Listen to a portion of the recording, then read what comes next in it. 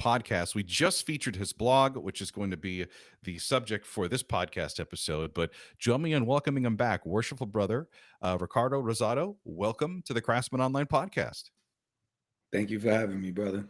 Here's how long ago it was when you first visited the podcast. I believe you were the junior warden of your lodge, maybe senior deacon. This is a couple years back, like maybe 3 years back. So yeah, I was the I believe senior master of ceremonies the last time I did it. Wow. Okay. And the first time I did it, I was a fellow craft. Look at that. Yeah. Yep. I do remember when we did. Yeah. Geez, I'm The dating Harlem myself. Hellfighters. I remember that. That was a really, really cool conversation. Well, for this episode, we're going to be sitting down to talk about standing up. I've heard guys say, hey, I'm going to go for a walk. I've never known anybody that goes for an 86-day, 500-mile walk. When I got the outline and the final product for your blog for Craftsmen Online and was reading this, I was like, hey, I know this guy, but wow, this sounds crazy. What inspired you to do this, worshipful?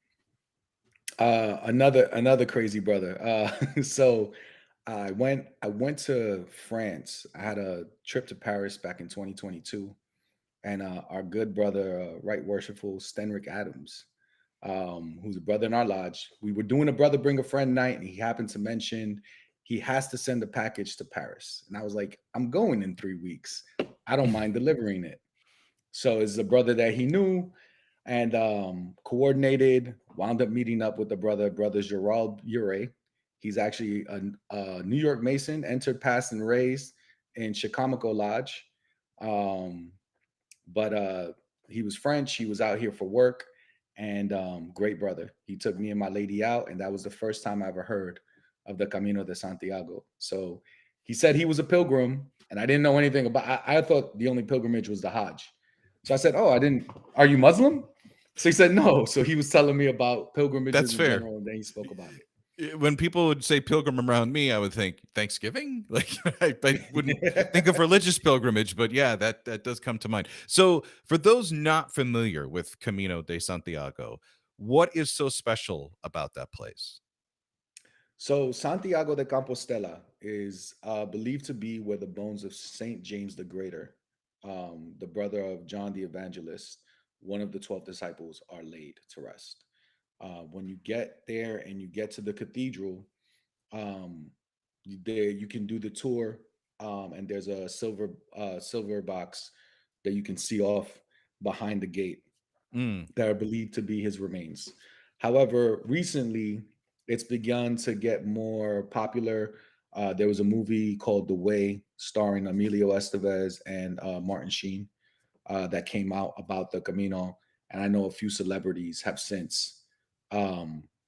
But it is a very ancient pilgrimage, and when Brother Bure told me about it, he had walked the road 4 times. He did all 4 major roads in France, so starting in Paris and going. And I walked away from that conversation thinking he's crazy. And now I am counted among the crazy, having done it. I do want to jump into that because as a former Marine, you might be more familiar with this phrase because I'm just thinking about the end of it where it's not about the something, it's about the journey or it's about the mission. I can't remember how it goes. So yes, of course, it's about getting to go to this holy place and seeing this amazing sight, but it's also about the 500-mile trip that you're taking. And for those trying to relate to what this must feel like the closest I can get to is whenever I go for a run, like a long run, like a 6-mile run, I'm by myself, but I usually have headphones and I'm running. The other time it will make me think like the first car that I had when I was in high school didn't have a radio, so I would have to drive around just listening to the music in my head. What is it like when you have 86 days all by yourself? So that was actually the only time I was by myself the entire time. Definitely the first 10 days, completely by myself. At night, I would stay with someone, but like walking during the day. And slight correction, it's actually 1,500 miles, not 500. That's a big difference, dude. That's okay. We'll make sure that gets updated. Wow, 1,500 miles. 1,500 miles. Jeez. But That's like It's halfway across the United States. Like for people that yes, are trying to think, it's like if you left New York now, by the time you get to Iowa, that's how far you walk. That's amazing. yes, yes. And and there were people who had longer start points than I did. I met a pilgrim, the first pilgrim I began walking with. I met him in Vézelay. Uh, I'll talk more about that later, but he started in the north of Germany, like right by the North Sea. And Mm. so when I was hitting my 1 month mark, he was hitting his 3 month mark, and he was taking a longer route than the one I Wow. was. Well, that we got to talk about that too. 86 days, that's almost 3 months. So Yes. how do you carve that amount of time out of your life to be able to go do this thing? So I had no clue how I was going to do it. Fortunately, right now I'm concentrating on, I'm doing school full time. Hmm. So I'm in my master's program, and using the GI Bill, it gives me a little bit of flexibility where I don't have to maintain a job as well. So I Okay. just did not take classes for the summer. I usually spend that time with my daughters, and they had already been expressing that they wanted to spend the summer at home with their friends. So I spoke with them before I decided to do this, and they were like, yeah, go ahead. I know they were Hmm. just like, I want to stay. Yeah, the one trip they don't want to go on is this one. I Um, hear you. but overall, yeah. Hmm. But Okay, so I was fortunate, and I was really worried. Oh, I'm sorry. I think we had a little lag.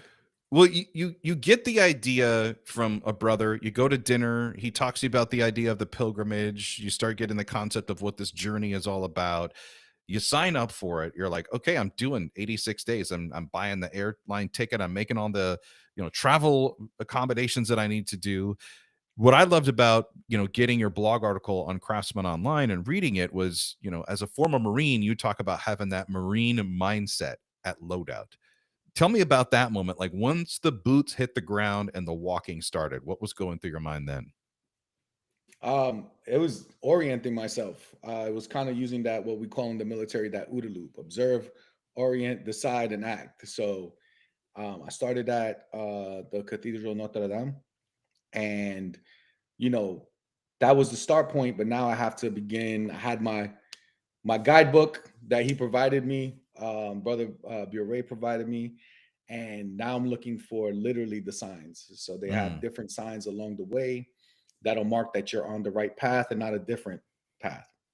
So now I begin between the guidebook and just kind of trying to orient myself. I flew in early in the morning on a Saturday, and I knew I had to try and I was staying at a gentleman's home. Um, and so I knew I wanted to get there at a reasonable hour. I had already coordinated with him. And so I'm just like, okay, let me not waste time. I had about 14 miles that first day that I had to walk. So it was Mm. just trying to make sure I'm going the right way. Um, my pack was ready. I had overpacked. Um, but it's at first it's just okay, let me start walking. Let me start getting there. Um, I slowed myself down. I stopped to take a couple of pictures of some of the sites. I have a little GoPro on my chest that I would record videos to send to my daughters or just to kind of keep that log. But it was let me start going. I was more mission focused in the beginning, where it's like I had to get to this waypoint, and that waypoint was Montgeron, I believe, was the name of the town that I was going to. Hmm. So here's what's fascinating is most people when they go on a trip or like a vacation, it's like, okay, we're gonna get here, we'll stay here, we'll get up, we'll have a meal, there's some sights, some sounds, we'll maybe hang out, take a nap, do this.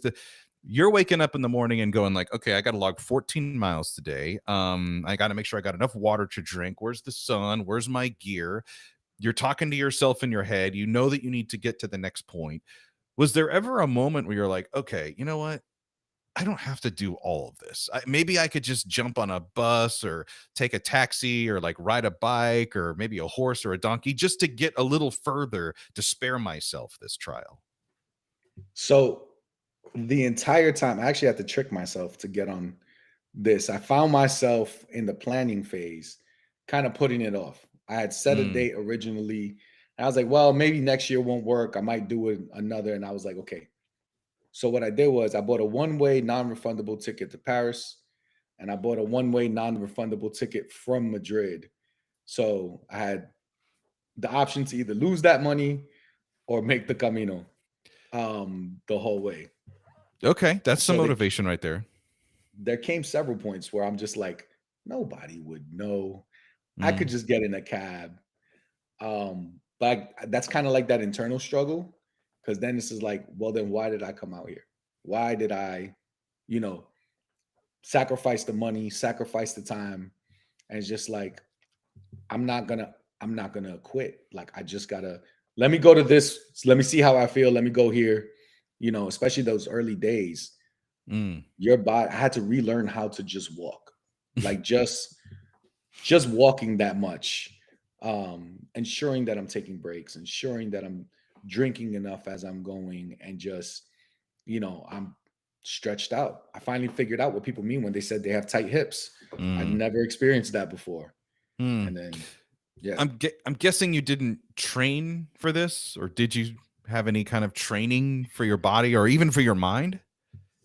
So I did brother Gerald was amazing in sending me like a great guide on how to get ready, what I needed to, down from like the socks and underwear you should be wearing, to how to pack and like exercise. He sent all of that. I did maybe a quarter of it. Um, I was there. I was just like, I'm a Marine. I'm just gonna be walking. I could go at a slow pace. I was like, I've done this before, forgetting that it's been 10 years since I got out of the Marine Corps. Mm.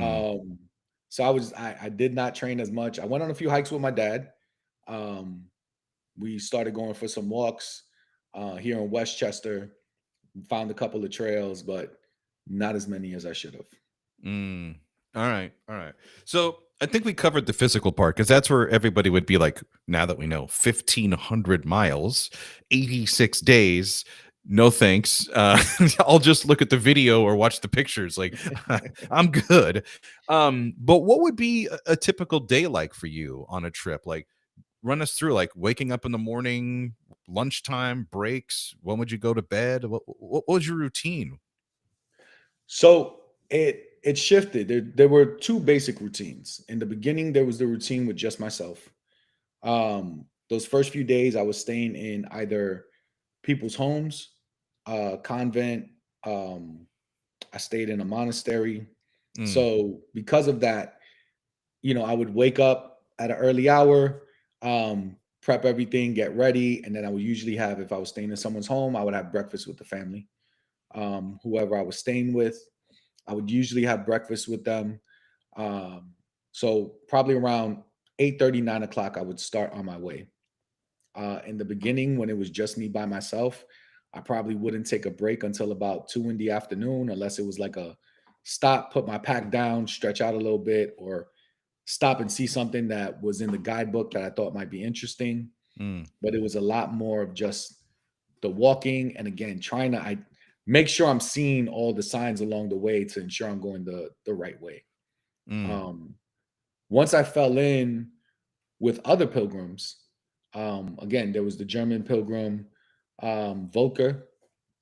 I walked with him for a little bit. Then it was at one point me and three other German pilgrims. Um, and so we would walk together. We'd probably stop and get coffee or breakfast in the morning, make a stop maybe around 11 o'clock, sit down, have another coffee somewhere, and just keep walking. We probably get into whatever town we were getting, 5, 6 p.m., 7 latest if we had an extra long walk that day, and either have dinner with the family that we're staying with if we were staying in someone's home, or just stop. A lot of the restaurants had little pilgrim menus. So it would be like the prefix at like Applebee's, only way cheaper and way better food. I bet. Um, but How much yeah, weight that, did and you then lose on this trip? I'm just I curious. lost 32 pounds. Damn. Yeah. Because you're probably not drinking any soda. It's just water, water, water, a lot of protein, a lot of greens. Water and wine. Europe is amazing in that, I mean, the prefix menus usually came with, you know, three courses. So you had the salad, the main, and then the dessert. So you were Mm, having like some sweets. You were eating like regular meals, but then they also come with a drink usually, and it's usually a wine. And if hmm. it's up to three people, you get the entire bottle. So if I was the only one having a wine, then I just There, had the bottle of wine. there you go. So water Magically, during the nothing hurt day, the next wine in day. the evening. That's it. Yeah, I'm just making a note to myself, like, okay, if I ever have a summer that's free and I want to lose 30 pounds, but I gotta walk 80 for 86 days and 1,500 miles, I might give this a shot. But no, seriously, I want to give you time to think about memorable moments, because looking at your blog and seeing the pictures that you shared with us, and you shared a lot more than we were able to get up at craftsmanonline.com. I mean, I know that we're going to talk about the lodge presentation that you've built around this and how you talked to brothers about it and some of the Masonic connections that were there.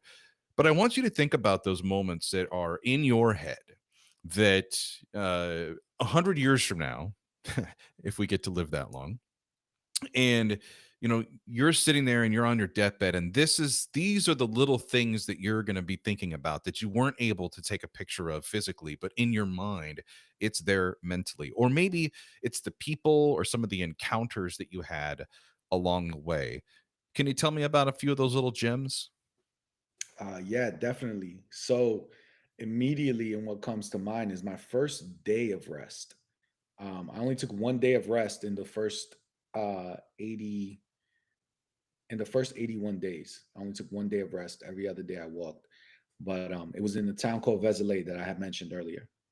I met some pilgrims. This was the first night that I stayed with pilgrims, and I just happened to be getting there. It was the first day of the summer solstice. And the way the basilica is set up, it's um, during the summer solstice from the beginning until St. John's Day, June 24th, a path of light will shine in at 1 o'clock in the afternoon, going down the center of the basilica all the way to the Eucharist in the nave. So it was I had no plans to stop. One of the pilgrims was like, "Oh, you got to see it. It's a once in a lifetime thing. You're here." So I decided to stay an extra day. That was amazing to see in itself, and just seeing how the basilica was made. But I remember that evening, I went in to pray, and I'm not used to um, going in old old cathedrals and basilicas, but I remember I went into in the evening to the basilica, and the monks, I believe they might have been Franciscan friars, but it's escaping me right now. They began singing their nightly hymns, Mm. and just hearing the way their voices reverberated. I'm getting goosebumps on my skin right now just thinking about that. And it just moved me so profoundly. Just hearing that um, gave me a very different perspective on the mellowing tides of old cathedral airs vibrating Hmm. through aisles and arches. Just that bit of it. So that was definitely the first extremely impactful one. Mm. The people along the way, the pilgrims that I met along the way, you meet so many people and hear so many stories of people that you maybe don't even see later on down the camino. Like you'll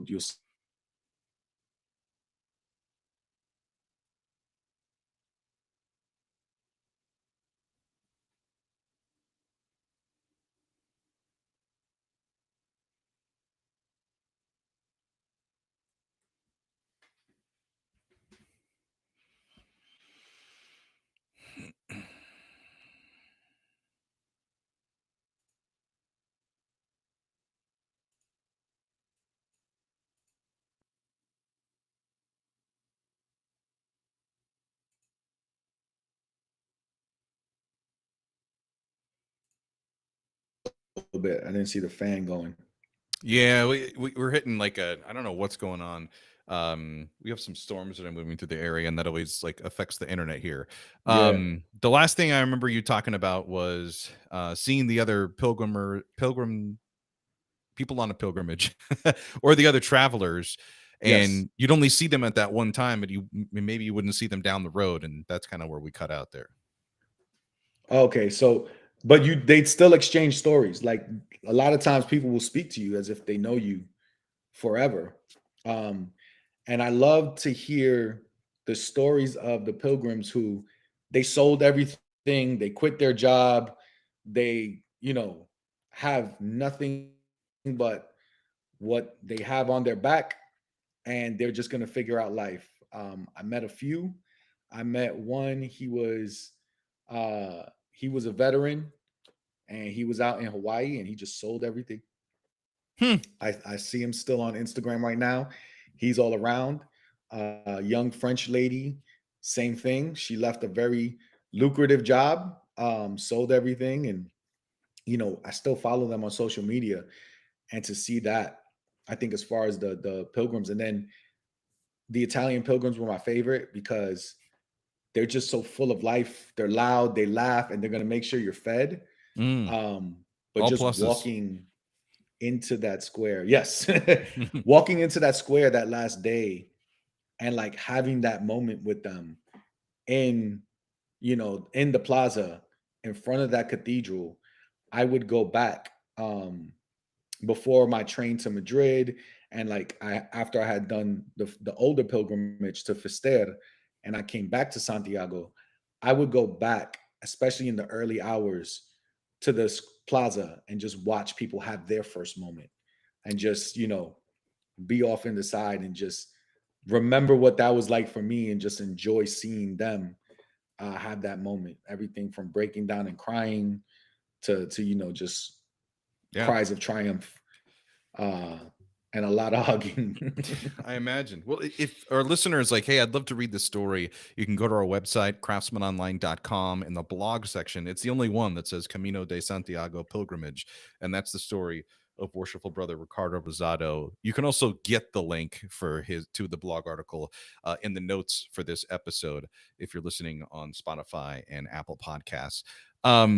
It's interesting when you were talking about this, and I really appreciate you talking about those memorable moments, those little gems, because you know what I'm saying. Like it's hard to capture those with a camera, or even a video camera.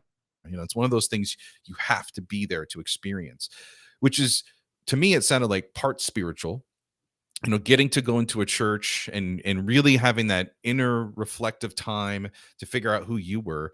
Plus, there must have been some times where you felt like somebody that was living back in biblical times, because you're walking, you're not taking a shower. It was funny to see your before picture, and at the end you almost had the full Jesus beard going on there. Anyways, it kind of looked like a disciple. There were probably nights where maybe it smelt like you had slept near a manger and a barn, just from the long days of walking, but also the brotherhood that you were sharing with the other travelers and the stories. And I think that's a great place to kind of get into the Masonic angle here. Did you get a chance to meet other Masons on your travels, worshipful? So I met one that I know of, and it's very interesting because in Europe, a lot of Masons, they will not wear Masonic rings or Mm. anything. This one was a gift, so I wear this one all the time. Um, and you know, so I was just wearing it, and I met it's the same pilgrim who convinced me to stay in Vézelay, and he's like, oh, um, he said something to the effect of, you have this big ring, tell me about you. He's like, I know who you are. Um, I know Gerald. And Hmm. so he knew brother Gerald. Oh, okay. It's like And I've never so heard that expression yes, before of identifying yourself as a Mason. he knew brother Gerald, and I guess they had spoke, and he was like, be on the lookout in case you run into this American this Gotcha. American pilgrim. He's also a brother. So he was the one, he convinced me to stay in Vézelay, and I fell in with him and his group. It was a German couple, French lady, and the other gentleman, he might have been French as well. But they were my first crew walking together. And just as far as we spoke a little bit about the craft, but he had done other little pilgrimages. So he was going to Lord, was it Lord or no, he was going to Nice to see Saint Catherine, I believe. Hmm. That's interred there. So he was doing a different pilgrimage. He wasn't going all the way to Santiago.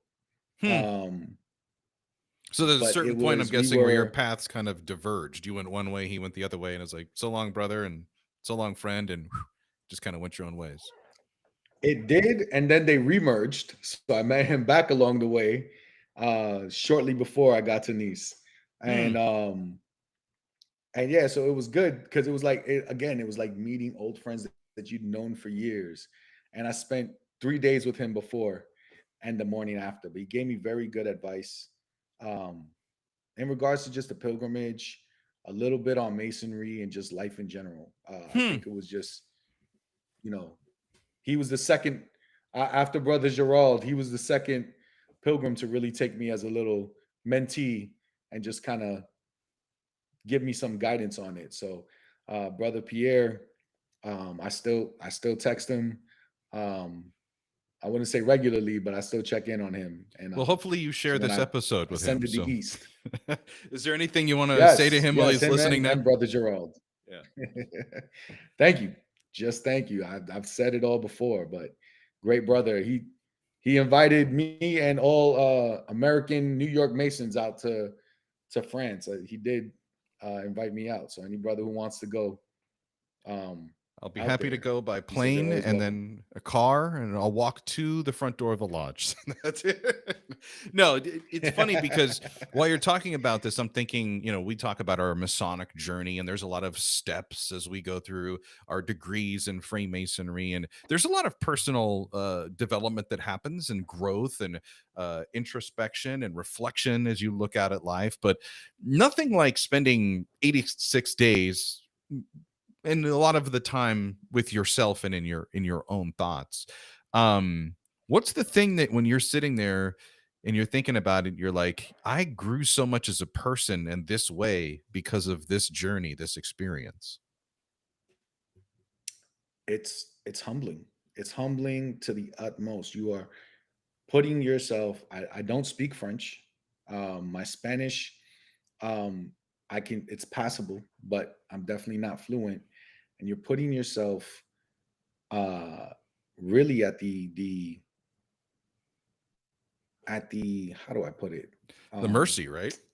the the mercy, but more the charity Mm, of other people to open up their homes. It's different when you're staying in the pilgrim refuge or in the hostel because that's a transactional, but just even in the convent that I stayed in the monastery, you know, um these religious brothers and sisters, they're opening up their space to you.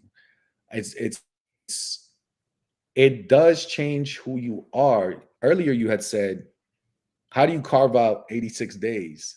And mm. that was one of the things I was wondering. And at the end, I came back and the world, I thought like there were so many things I was dropping and, I was responsible for X, Y, and Z. And then the world just kept going. And I came back Yeah. and they were like, oh, hey, you're back, half the Yeah. time. Well, it's probably crazy too. I More like a mean, footnote. yeah, 3 months in the summertime, there's a lot of stuff that's always going on in the US, whether politically or Mhm. socially or, just in pop culture. And people are like, oh, don't you feel like you missed out on it? And you're like, no, because I had such a much better and different experience. I literally unplugged from all of this madness and got to spend some time with myself. I kind of became my own best friend during that 3 month span. And to a degree, I wasn't missed.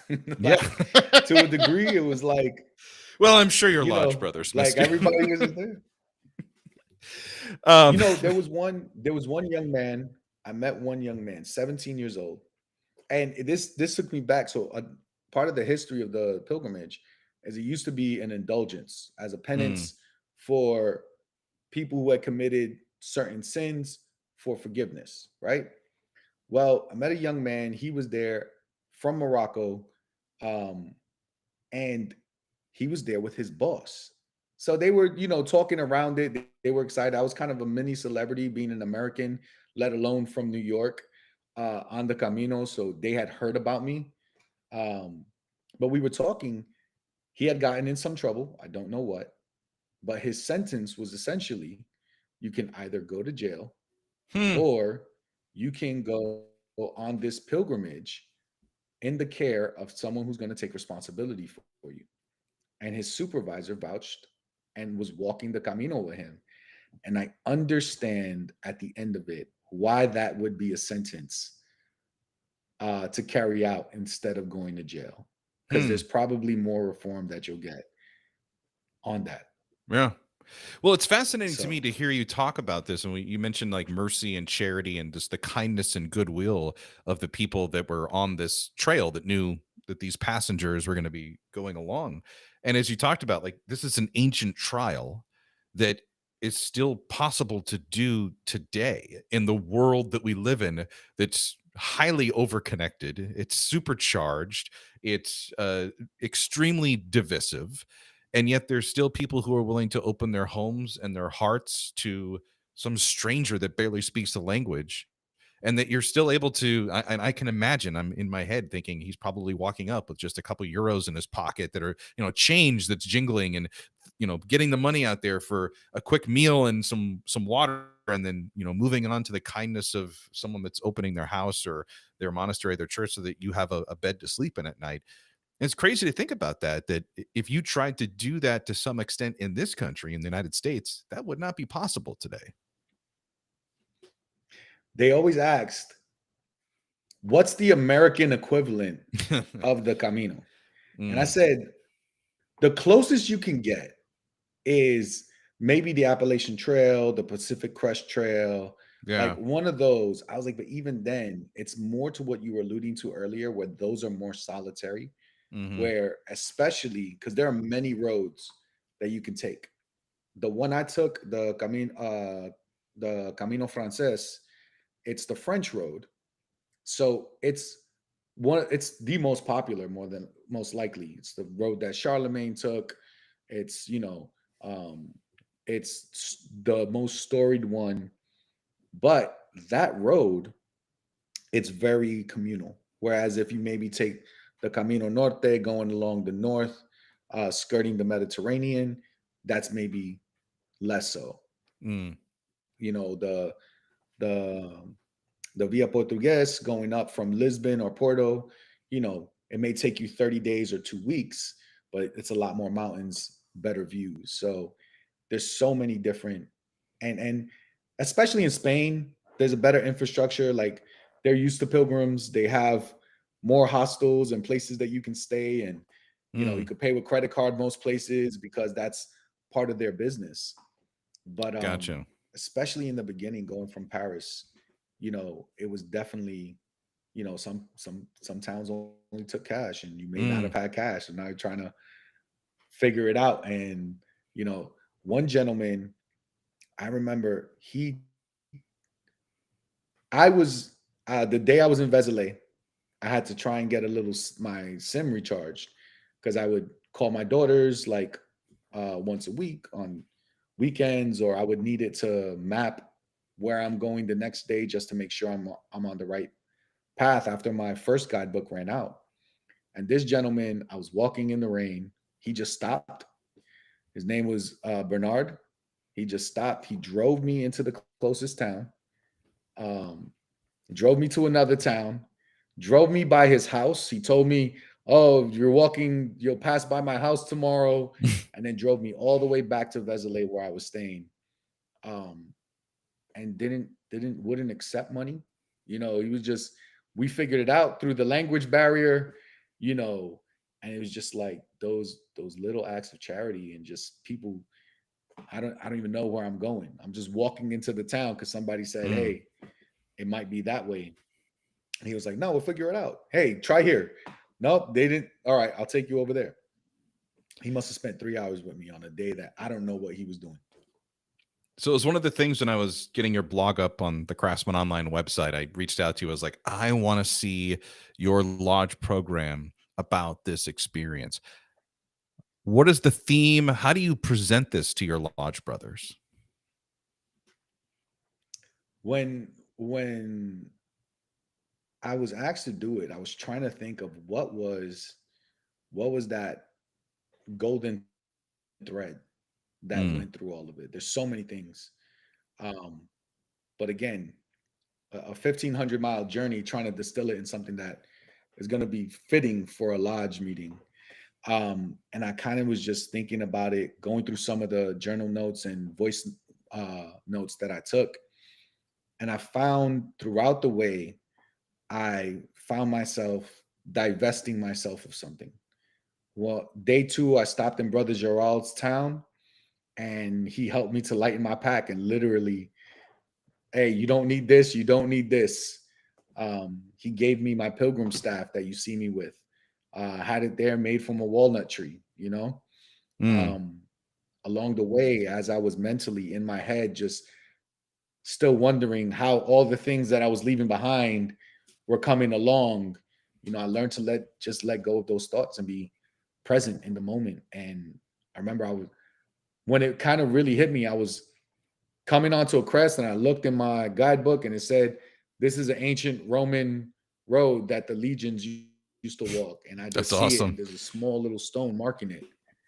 And I'm just like, this is literally a piece of history I'm walking on. And then, towards the end, especially, stopping in, I would try my best to stop and say a little, prayer of thanks, prayer for strength to continue on. In the cathedrals or the churches of the towns. And, I felt compelled a couple of times to call a couple people that I hadn't talked to in a while, and maybe we ended on a bad note. Kind of just let go of some grudges towards others, towards myself, and it was just like Nice. that idea of divesting yourself and little by little letting go until you're learning who you are anew. There's a very death and rebirth idea of it where you're slowly dying along the way and you come back someone different. Or at least Yeah. I'd like to think I did. One of your paragraphs in your blog that really spoke to me, and I want to share it with our listener, is in the end, the Camino is not just a trail across a continent, it's a path carved through the heart. It teaches you how to carry less, worry less, and love more. It teaches you how to divest yourself of everything that keeps you from becoming who you truly are. And you just spoke to that, but those were the words that you wrote. And those, when you talked about goosebumps earlier, like that got my attention. I'm like, I may want to do something like this someday. Maybe someday. For you, So though, that's was how it started with me. yeah. That's how it started with me. I didn't have a committal. I did not. I emailed the brother and I said, I may one day email you because I'm thinking about walking this path. And he immediately sent me, this is how you get ready. Yeah, okay. Said maybe in my mind. But for you, you've done it. And I thank you so much for coming on and sharing this story. I'll get you out of here on this one because, and I ran my first 5K. They're like, oh, are you gonna run a 10K? I was like, okay, sure. Are you gonna do a half marathon? Hell no, that's crazy. I'm just gonna stop right here. Why does everybody keep pushing you to the next thing? So forgive me for asking this question, but you've taken this huge physical, spiritual, personal journey. What's next for you? What's the next goal that you have set for yourself? What do you want to do? So, in regards, everybody, this is the question everybody asks. So I feel you on that. Um, I've always said this was something that I never planned to do, and I very much felt called to do.